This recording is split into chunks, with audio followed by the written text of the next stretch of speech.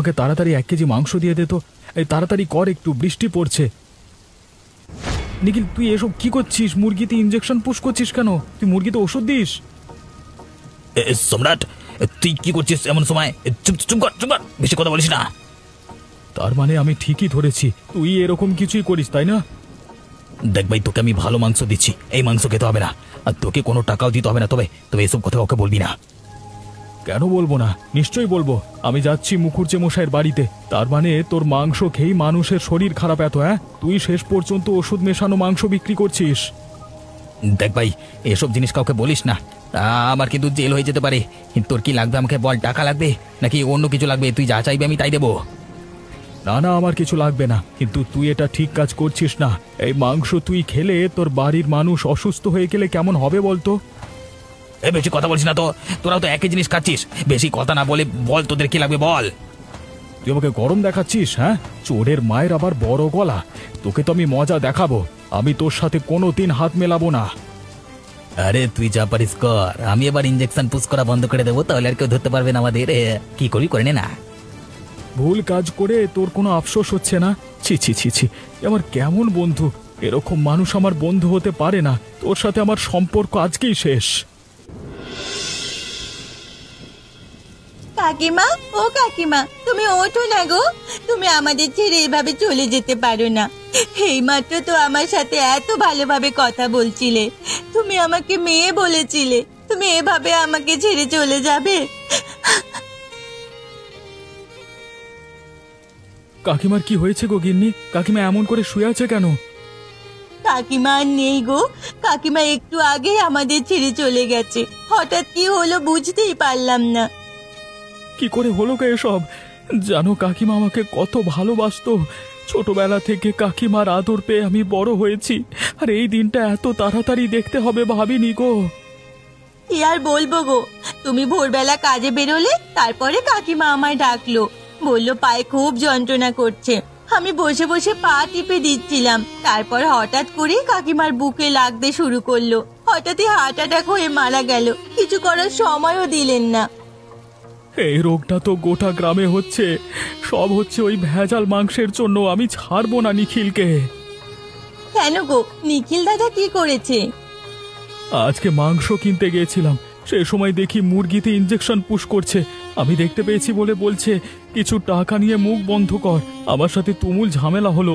ওই ভেজাল জিনিসের জন্য আমাকে আমার কাকিমাকে হারাতে হলো গো। তাহলে নিখিল দাদার শাস্তি পাওয়া দরকার। এইভাবে চলতে থাকলে এই গ্রামে আর কোনো জীবিত মানুষ থাকবে না, সবাই তো মারা যাবে। তুমি এক্ষুনি কিছু একটা করো। আমি মুখুজ্জে মশাইয়ের কাছে যাব, তবে এখন গেলে তো আর হবে না। কাকিমার শেষ কৃতকার্যটুকু করতে হবে। সময় করে গিয়ে বলে আসবো। আজ কি রান্না করেছো গো গিন্নি? বেশ ভালো সুগন্ধ উঠেছে। উঠেছে তো, উঠবেই তো। আজকে যে আমি তোমার আর আমার জন্য মাংস রান্না করেছি, অনেক দিন ধরে খাইনি। আজকে খুব খেতে ইচ্ছে করছিল, তাই জন্য রান্না করে ফেললাম। এই তুমি মাংস কোথায় পেলে? কোন মুরগিগুলো নিয়েছো? আরে তুমি এত ভয় পেও না, যে মুরগিগুলোতে তুমি এখনো ইঞ্জেকশন পুশ করোনি সেই মুরগি কেটেছি। কে বলো তো তাড়াতাড়ি কেমন হয়েছে? ও তাহলে ঠিক আছে। কেমন আবার হবে? আমার গিন্নি রান্না করছে মানে খুব সুন্দর হবে। আমার গিন্নিটা হ্যাঁ কেমন খুব সুন্দর, তার সব কাজগুলোও তেমন সুন্দর। হ্যাঁ থাক থাক, আর অত প্রশংসা করতে হবে না। আগে খেয়ে বলো খাবারটা কেমন রান্না হয়েছে।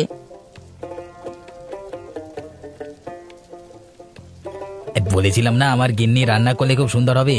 এত সুন্দর হয়েছে মাংসটা যে কি বলবো। আমাকে আরো কয়েকটা দাও না, কতদিন পর মাংস খাচ্ছি। হ্যাঁ অবশ্যই দেব। আগে যেগুলো দিয়েছি সেগুলো খেয়ে ফেলো, তারপরে আমি আবার দিচ্ছি। তাহলে বলো আমার বুদ্ধি আছে, তুমিও খেতে চেয়েছিলে। আরে 7টা নয় 5টা নয়, একটা মাত্র বউ আমার, তার আবার বুদ্ধি থাকবে না সেরকম হয় কি বলো? হ্যাঁ দাদা এবার আমার লজ্জা পাচ্ছে, এবার একটু বেশি হয়ে যাচ্ছে। আরে আমার এত ভালো বউ আমার জন্য এত ভাবে, তাকে একটু প্রশংসা না করলে হয়? তুমি কি শুধু প্রশংসাই করে যাবে, নাকি আবার খাবে? খেয়ে নাও চটপট, তারপর আবার আমায় বাসন মাজতে হবে। এভাবে বসে বসে গল্প করলে হবে না।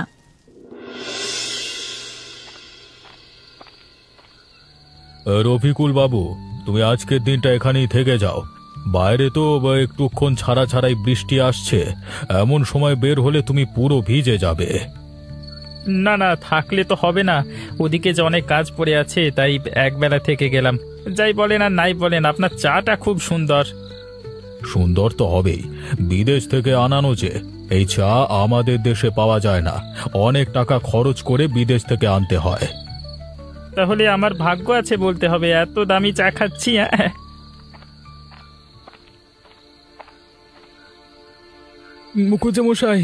মুকুজ্জে মশাই, আমাদের গ্রামে বড় গন্ডগোল হয়েছে। গন্ডগোল? কি গন্ডগোল হয়েছে? আমাদের গ্রামে ভেজাল মাংস বিক্রি হচ্ছে, আমি নিজের চোখে দেখে এসেছি। আমার বন্ধু নিখিল মুরগিতে ইঞ্জেকশন পুশ করেছে, ওর জন্যই এত মহামারী। আজকে আমার কাকিমাটাও মারা গেল ওই জন্য। সে কি কথা, এতদিন ধরে এসব চলছে আর আমি একটু খবর পাইনি? মুখুজ্জে মশাই, আমি তাহলে খবরটা ঠিকই পেয়েছিলাম। চলুন, এখন ওনাকে ধরতে হবে। ধরতে পারবেন না ওকে, ওতে এবার ভেজাল মাংস বিক্রি করা ছেড়ে দেবে। বেলায় যে আমার সাথে ঝামেলা হলো। সোজা আঙুলে ঘি না বের হলে আঙুল বাঁকাতে হয়। আমার বুদ্ধিটা শোনো, তোমার সাথে যেহেতু বেলায় ঝামেলা হয়েছে, তাই তুমি গোটা ব্যাপারটা জানো। আবার তুমি ওর বাড়িতে গিয়ে ঝামেলা করলে সব কথা বলবে। আমি আর মুখুজ্জে মশাই বাড়ির বাইরে দাঁড়িয়ে সব শুনবো। ঠিক সময়ে আমরা ঢুকে তাকে গ্রেপ্তার করব, ঠিক আছে? হ্যাঁ হ্যাঁ, বুদ্ধিটা ভালো, আমি তৈরি। আমার গ্রামেতে এসব আমি একদম বরদাস্ত করব না।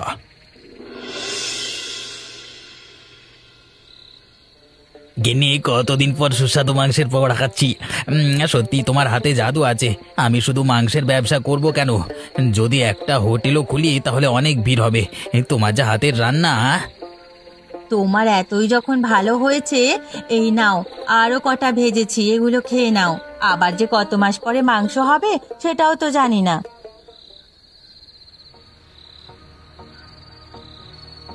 গিন্নি, গিন্নি, আমার বুকে লাগছে, কেন লাগছে বুঝতে পারছি না, কিন্তু বড্ড বুকে ব্যথা লাগছে গো। কি ব্যথা করছে ও বাবা।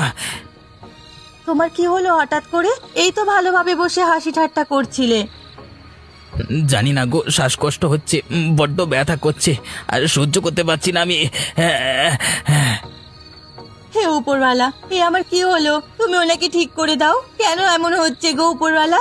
উনি ছাড়া যে আমার আর কেউ নেই। গিন্নি, কিছু একটা করো, আমার বড্ড শ্বাসকষ্ট হচ্ছে, দম বন্ধ হয়ে আসছে আমার গিন্নি। তুমি একটু অপেক্ষা করো আর একটু সহ্য করো, আমি ডাক্তার ডেকে নিয়ে আসছি। আর একটুখানি সহ্য করো গো। আমি আর পাচ্ছি না, মনে হচ্ছে আমি আর বাঁচতে পারবো না গিন্নি, বড্ড ব্যথা। সম্রাট বাবু, তোমাকে যা বলেছি সেরকম ভাবেই করবে। তুমি ঘরের ভেতর চলে যাবে, আমরা উঠানে দাঁড়াবো। উঠানে দাঁড়িয়ে দাঁড়িয়ে সব কথা শুনবো। বেটাকে একবার হাতে পাই, ওকে এমন শাস্তি দেব 7 জন্ম ভুলতে পারবে না। আমার গ্রামে ইয়ার্কি পেয়ে গেছে। মুকুজ্জে মশাই, এখন মাথা গরম করলে হবে না। মাথা গরম করে একটা পদক্ষেপ ভুল নিয়ে নিলে ও কিন্তু আরো সাবধান হয়ে যাবে। এই সময় আমাদের মাথা ঠান্ডা রেখে কাজ করতে হবে। সম্রাট বাবু একদম ঠিক বলেছে। মুখুজ্জে মশাই, আমি জানি আপনার রাগ হচ্ছে খুব, কিন্তু একটু শান্ত থাকতে হবে। হ্যাঁ, ঠিক আছে, আমি ধৈর্য ধরে আছি। শুধু একবার হাতে নাতে ধরে ফেলি, ওকে আমি গ্রাম ছাড়া করব। আমার গ্রামের এসব করা একদম কঠোরভাবে নিষিদ্ধ। আমার আদেশকে অমান্য করে এসব। মুখুজ্জে মশাই, এখন বেশি কথা বলতে হবে না, একটু তাড়াতাড়ি পা চালিয়ে চলুন। বেশি রাত হয়ে গেলে আবার সন্দেহ করতে পারে। হ্যাঁ হ্যাঁ, চলো, আমি তো যাচ্ছি।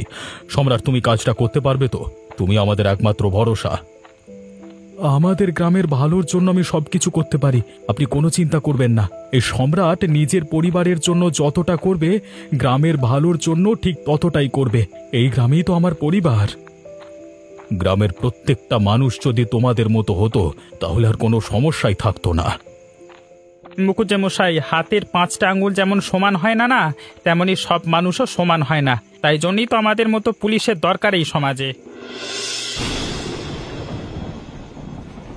দেখো, আমি ডাক্তারবাবুকে ডেকে নিয়ে এসেছি, আর কিচ্ছু হবে না। তুমি একটুখানি সহ্য করো।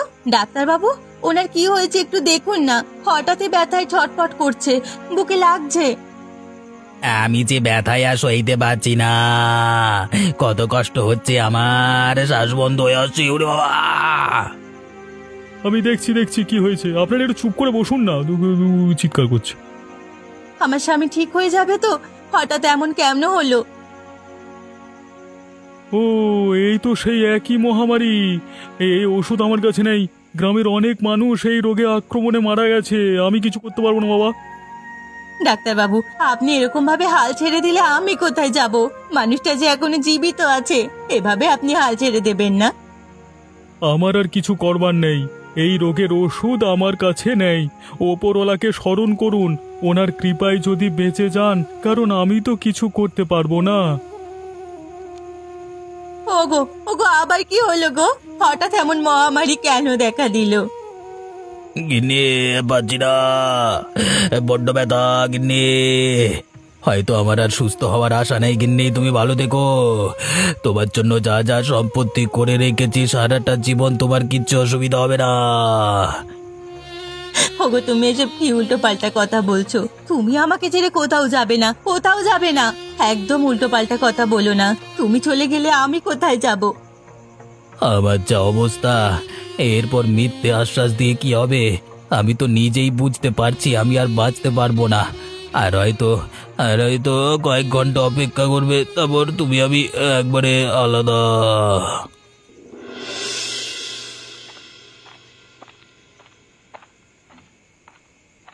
এই নিখিল, কোথায় গেলি তুই? মানুষকে ভেজাল মাংস খাওয়ানো হচ্ছে, আবার আমার সাথে উঁচু গলায় কথা বলছিস?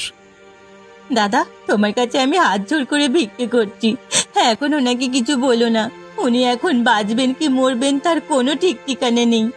এখন এসব কথা থাক না। কি হয়েছে? আরে এভাবে শুয়ে আছে কেন? সন্ধ্যা থেকে হঠাৎই বুকে খুব যন্ত্রণা হচ্ছে, উঠে বসতে পারছে না। এই মাত্র ভালো ছিল, কিন্তু হঠাৎই কি হয়ে গেল জানি না। নিখিল, নাটক পরে করবি। নিশ্চয়ই জানতে পেরেছিস আমি আসবো, তাই এখন নাটক করছিস, তাই না? দাদা, আমি তোমার পায়ে পড়ছি, এভাবে কথা বলো না। ওনার সত্যি খুব শরীর খারাপ। একটু আগে ডাক্তারবাবু এসেছিলেন, হাল ছেড়ে দিয়ে চলে গেলেন। বললেন সবার মতো এটাও একটা মহামারী। এই মহামারীতে গ্রামের অনেক মানুষ মারা গেছে। ও, নিজের ভেজাল মুরগি নিজেই খেয়েছিস? তাহলে ভাব গ্রামবাসীদের কি অবস্থা। তারা তো প্রায় প্রত্যেক দিনই খেত, আর তুই তো একদিন খেয়েছিস। এখন আমি কি করব জানি না। উনি এইভাবে পড়ে আছেন, আমি আর পারছি না। নিখিল, এই নিখিল, এ তো মারা গেছে। ওদি, আপনি তাহলে বললেন এখনো বেঁচে আছে, আর তো শ্বাস প্রশ্বাস পড়ছে না। হ্যাঁ, এ কি বলছো? হে উপরওয়ালা, তুমি আমার সব কেড়ে নিলে। এতটা নিষ্ঠুর হতে পারলে? এবার আমি কি নিয়ে থাকবো?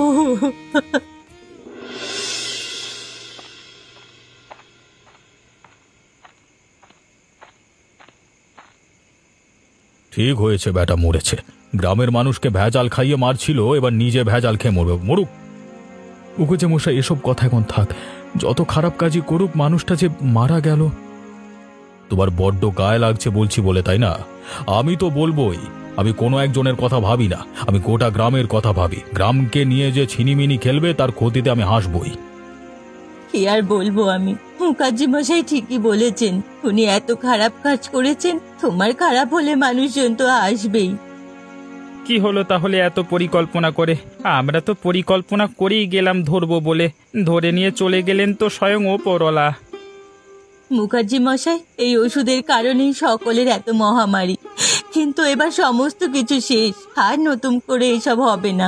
আমার স্বামী যে বাজে কাজ করে এত টাকা উপার্জন করেছে, সব টাকা আমি গ্রামকে দান করে দিতে চাই। উপরওয়ালা আমার স্বামীকে যেন ভালো রাখে। মানুষের এটাই একটা বড় ভুল, বেঁচে থাকতে কোনো কিছুর ওপর মূল্য দেয় না। আজকেও যদি এরকম কাজ কিছু না করত, তাহলে হয়তো গ্রামের অনেক মানুষ বেঁচে থাকতো। নিখিল ভালোভাবে ব্যবসা করত। এখন আর এসব কথা বলে কি হবে? আমরা যেই উদ্দেশ্যে এসেছিলাম সেই উদ্দেশ্য তো আগেই শেষ হয়ে গেছে। এবারে মৃতদেহটার শেষকৃত্য করা যাক। মুখার্জি মশাই, আমার একটা অনুরোধ রাখবেন? ওনার শেষ কৃতকার্য যেন আমি করতে পারি। তারপর আমার সমস্ত সম্পত্তি আমি দান করে দিয়ে আমার বাপের বাড়ি চলে যাব। আচ্ছা, ঠিক আছে, আমার কোনো আপত্তি নেই। দেখলেন তো, মানুষের খারাপ করলে নিজেরও খারাপ হয় কেমন। এখন যদিও বা কারোর সাহস থাকবে না মানুষের সাথে ঠকবাজি জোচ্চুরি এসব করবার। ওপরওয়ালা, তুমি যখন যাকে দেবে একেবারে ঘর ভরে দেবে। আর সেই নিয়ে যে অহংকার করবে তাকেই উচিত শিক্ষা দেবে। তোমার এই নীতিটা খুব ভালো। তাহলে আমাদের গ্রামে তো একটাও মাংস দোকান থাকবে না। সম্রাট, তুমি বরং চাষবাসের পাশাপাশি মাংসের দোকানটাও চালিয়ে নিও। তোমার ভালো হবে, বুঝলে? রোজগারও হবে, তার সাথে সাথে আমাদেরও প্রয়োজন মিটবে। আচ্ছা, আপনি যেমন বলবেন। যদিও বা চাষবাস করে সংসার চালানো একদমই দুর্দায় হয়ে পড়েছিল। এবার যদি কিছু একটা সুরাহা হয়, সবই